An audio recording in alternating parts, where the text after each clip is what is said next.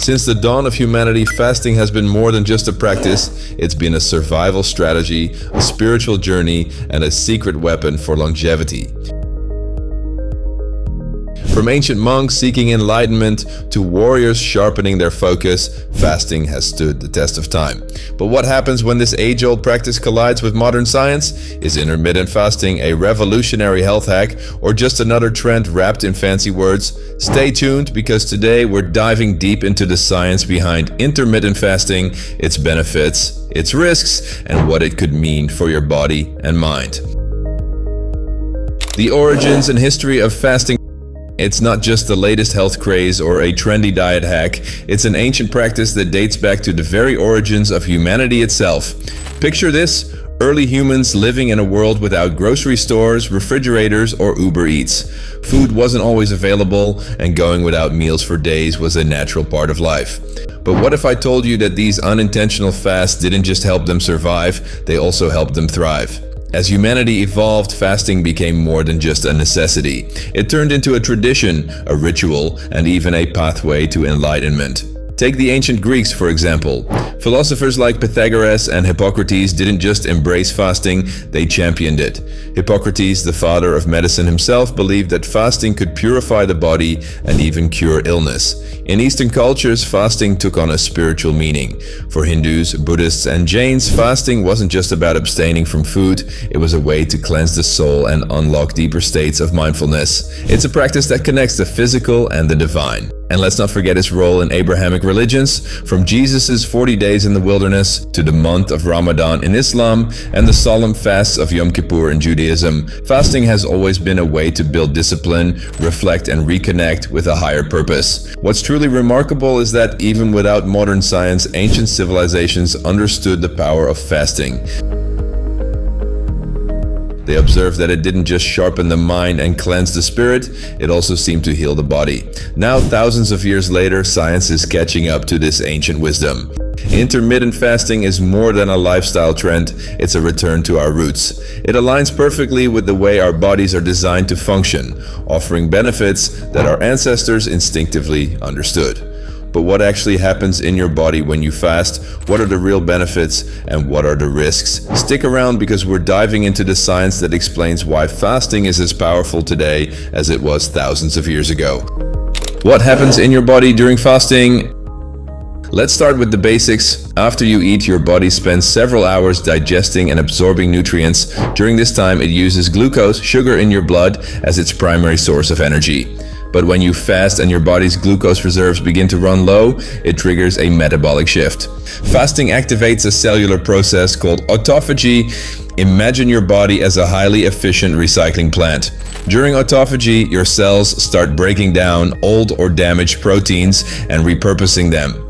This cleanup process not only keeps your cells healthy, but also helps protect against diseases like Alzheimer's and cancer. And here's the kicker: fasting does wonders for your hormones. One major player here is human growth hormone, or HGH. This hormone is essential for fat burning, muscle growth, and overall cell repair. Then there's insulin. Fasting lowers your insulin levels, making your body more sensitive to this crucial hormone.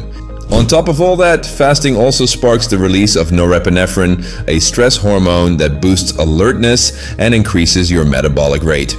But it's not just about fat burning or hormones. Fasting triggers something even more profound: a reset. It gives your digestive system a break, reduces inflammation, and even promotes longevity by protecting your cells from oxidative stress. In the next chapters, we'll explore the incredible benefits in more detail, but we'll also look at the potential downsides you need to know before jumping in. Let's break it all down. The benefits of intermittent fasting.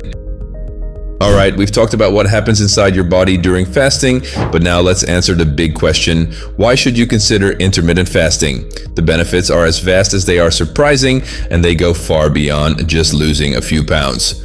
First up, weight loss and fat burning. Intermittent fasting naturally reduces your caloric intake, but it also boosts your metabolism. It's not just about eating less, it's about how your body uses the fuel it already has. Now let's talk about your brain. Fasting doesn't just clear your plate, it clears your mind. Studies show that fasting increases levels of a protein called brain-derived neurotrophic factor, or BDNF. Intermittent fasting reduces inflammation, which is a root cause of many chronic diseases from heart problems to autoimmune disorders. Then there's the holy grail, longevity. Animal studies have shown that intermittent fasting can increase lifespan by protecting cells and activating pathways that fight aging. But that's not all. Fasting has also been linked to improved gut health, better energy levels, and even clearer skin. It's like hitting the reset button for your entire system. So with all these benefits, why isn't everyone fasting? Well, before you jump in, it's important to know that fasting isn't a one-size-fits-all solution. And that brings us to our next chapter, the risks and challenges of intermittent fasting. The risks and challenges of intermittent fasting. Okay, intermittent fasting sounds amazing, right? But like anything, it's not perfect. Let's dive into the risks and challenges you should be aware of before deciding if fasting is right for you. First and foremost, hunger. Let's face it, going without food can be tough, especially in the beginning. Your body is used to a steady supply of snacks and meals, and breaking that habit can lead to intense cravings. Next, fasting isn't ideal for everyone. For example, if you're pregnant, breastfeeding, or have a history of eating disorders, fasting might do more harm than good. Another risk is low energy. While many people report feeling sharper after adjusting to fasting, others might experience fatigue, especially if they're not getting enough nutrients during their eating windows. Finally, there's the danger of taking it too far. Extended fasting periods without proper planning can lead to nutrient deficiencies, dehydration, and even a slowed metabolism. Your body needs fuel to function, so it's crucial to fast responsibly.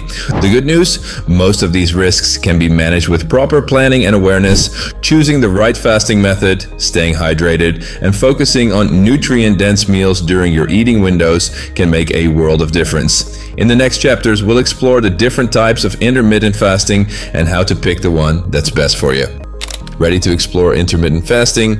Healify, your free personal AI health coaching app, is here to guide you. Check the link in the description.